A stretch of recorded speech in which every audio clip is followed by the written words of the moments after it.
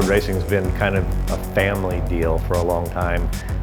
My father, who moved us from Canada in the 60s to the United States, was working at a Volkswagen dealership, and through the Volkswagen dealership he met another mechanic who had an off-road car and they wanted to go race the Baja 500. I think that was 1967.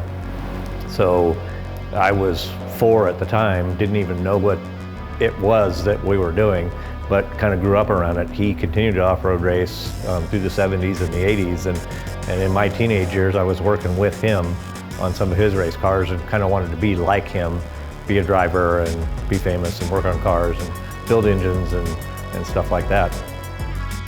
We've been around the Mint 400 for a long time. Fritz won it in 71 and 72 overall back-to-back. First guy to do that in a high jumper, which was a company that Bill Harkey Sr. owned and Fritz worked for. They built their own chassis. And then later on, Fritz had an amazing relationship with KJ Howe, still does to this day.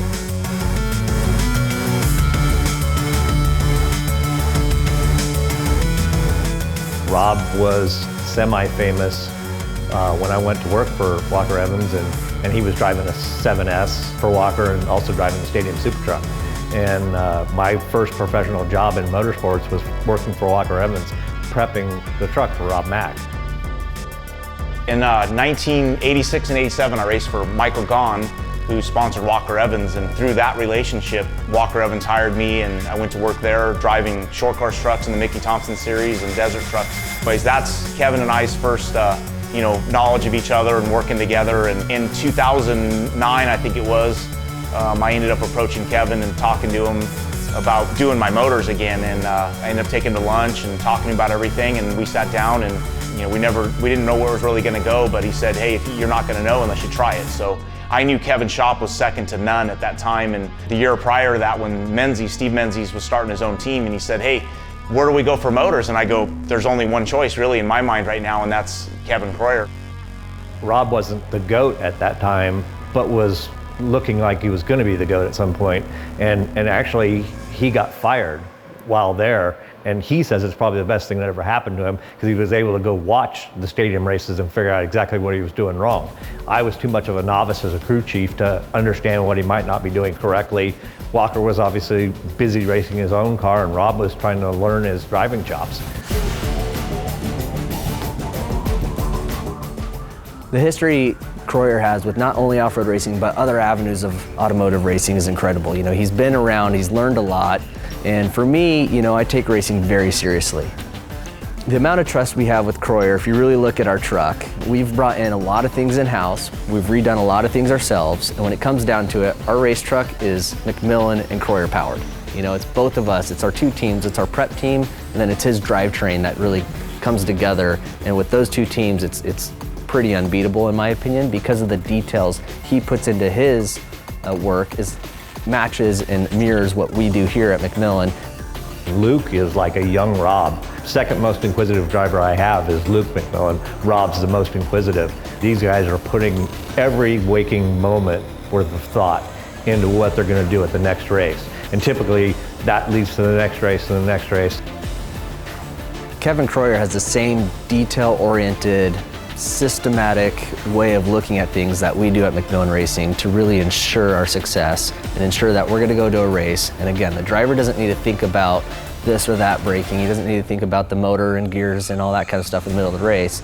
He's got to be able to supply me a package that I can go and race as hard as I need to without thinking about the drivetrain, but putting my head down to go race and to be confident that we have the most reliable drivetrain possible.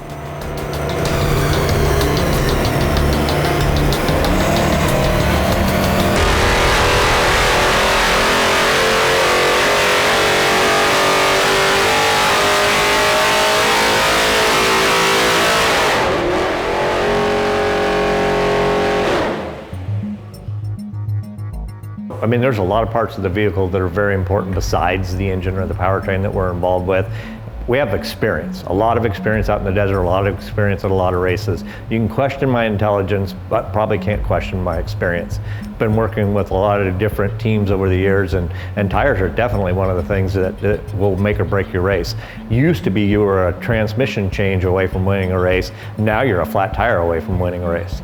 Obviously, in order to win any race, you have to finish that race first. And finishing racing trophy trucks, short course, but trophy trucks especially, used to be separated by hours. Now it's separated by minutes. So a flat tire can end your race. We've worked on our powertrain to obviously be reliable, to be able to go 1,000 miles.